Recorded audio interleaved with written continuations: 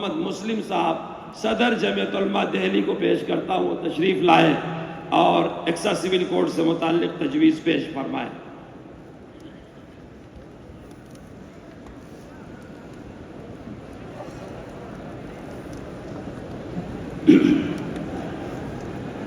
السلام علیکم ورحمۃ اللہ وبرکاتہ۔ نحمده ونصلی علی رسولہ الکریم، اما بعد۔ تجویز بسلسلہ یکساں سول کوڈ منظور کردہ تحفظ آئین ہند کنونشن زیر اہتمام جمعیت علماء ہند، منعقدہ 3 نومبر 2024 اندرا گاندھی انڈور اسٹیڈیم نئی دہلی۔ جمعیت علماء ہند یکساں سول کوڈ کی مخالف ہے، کیونکہ یہ آئین میں شہریوں کو دفعہ نمبر 25-26 یعنی آئین ہند کی دفعہ 25 جہاں ایک طرف ملک میں مذہبی آزادی کی بات کرتی ہے، وہیں دوسری طرف دفعہ 30 ملک کی ہر اقلیت کو مذہب اور زبان کی بنیاد پر نہ صرف اپنے تعلیمی ادارے بنانے کا اختیار دیتی ہے، بلکہ بغیر ریاستی مداخلت کے اس کے نظم و انتظام کی بھی آزادی ان کو دیتی ہے۔ یاد رہے کہ مذکورہ دفعات کو آئین ہند کی پارٹ نمبر 3 جو کہ آئین کی روح کہا جاتا ہے، جس میں یہ وضاحت موجود ہے۔ دفعہ نمبر 25 نمبر 1 امن عامہ، اخلاق عامہ، صحت عامہ اور اس حصے کی دیگر توضیحات کے تابع تمام اشخاص کو آزادی ضمیر اور آزادی سے مذہب قبول کرنے، اس کی پیروی اور اسی تبلیغ کرنے کا مساوی حق ہے۔ دفعہ نمبر 26 امن عامہ، اخلاق عامہ اور صحت عامہ کے تابع ہر ایک مذہبی فرقے یا اس کے کسی طبقے کو حق ہوگا: نمبر 1 مذہبی اور خیراتی اغراض کے لیے ادارے قائم کرنے اور چلانے کا، نمبر 2 اپنے مذہبی امور کا انتظام خود کرنے کا۔ دفعہ نمبر 30 تمام اقلیتوں کو خواہ و مذہب کی بنا پر ہوں یا زبان کی اپنی پسند کے تعلیمی ادارے قائم کرنے اور ان کا انتظام کرنے کا حق ہوگا، میں دی گئی مذہبی آزادی اور بنیادی حقوق کے سراسر منافی ہے۔ ہندوستان کے دستور میں سیکولرزم کے معنی ہے کہ ملک کا اپنا کوئی مذہب نہیں ہے، یہ تمام مذاہب کا یکساں احترام کرتا ہے، مذہب کی بنیاد پر کسی کے ساتھ امتیاز نہیں برتا جاتا اور ملک کے ہر شہری کو مذہبی آزادی حاصل ہے۔ ہندوستان جیسے تکثیری معاشرے میں کہ جہاں صدیوں سے مختلف مذاہب کے ماننے والے اپنے اپنے مذہب کی تعلیمات پر عمل کرتے ہوئے امن اور یکجہتی کے ساتھ رہتے آئے ہیں،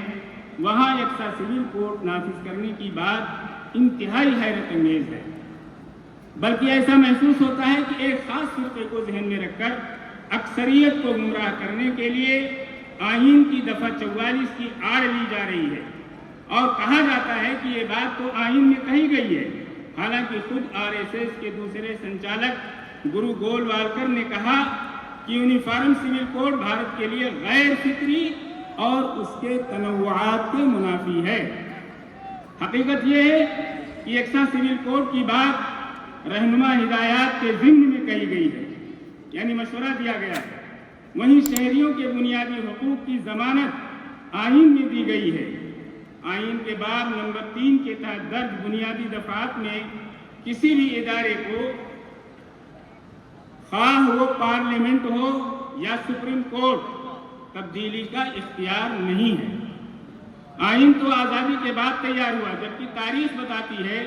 کہ ہزاروں سال سے اس ملک میں لوگ اپنے اپنے مذہبی اصول پر عمل پیرا رہے ہیں۔ لوگوں کے مذہبی عقائد اور رواج مختلف رہے ہیں، مگر ان میں کبھی کوئی اختلاف یا کشیدگی پیدا نہیں ہوئی۔ در حقیقت ایک مخصوص ذہنیت کے لوگ یہ کہہ کر اکثریت کو گمراہ کرنے کی کوشش کر رہے ہیں کہ یکساں سول کوڈ کی بات آئین کا حصہ ہے، جبکہ ایسا بالکل نہیں ہے۔ ملک میں قانون و انتظام کی صورتحال کو برقرار رکھنے کے لیے تعزیرات ہند کی دفعات موجود ہیں، ان کے تحت ہی مختلف جرائم کے لیے سزائیں دی جاتی ہیں اور ان کے دائرے میں ملک کے تمام شہری آتے ہیں۔ البتہ ملک کی اقلیتوں، قبائل اور بعض دوسری برادریوں کو مذہبی و سماجی قانون کے تحت آزادی دی گئی ہے، کیونکہ مذہبی، خاندانی و سماجی ضابطوں سے ہی مختلف مذہبی برادریوں اور گروپوں کے شناخت وابستہ ہیں، اور یہی ملک کی ایک جاتی، سالمیت اور اتحاد کی بنیاد ہے۔ یکساں سول کوڈ نافذ کرنے کا مطالبہ شہریوں کی مذہبی آزادی پر قدغن لگانے کی ایک سوچی سمجھی سازش ہے۔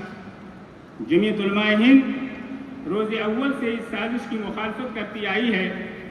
جمعیت علماء ہند کا تحفظ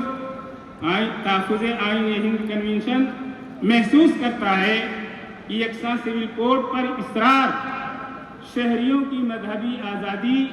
اور آئین کی اصل روح کو ختم کرنے کی سازش کا حصہ ہے، اور آئین میں دیے گئے بنیادی حقوق سے متصادم اور مسلمانوں کے لیے ناقابل قبول ہے، اور بعض ریاستوں کی طرف سے یکساں سول کوڈ کے نفاذ کی کوشش ملک کی یکجہتی اور سالمیت کے لیے نقصان دہ ہے۔ آپ حضرات کو یہ تجویز منظور ہے؟ ہمارے آئین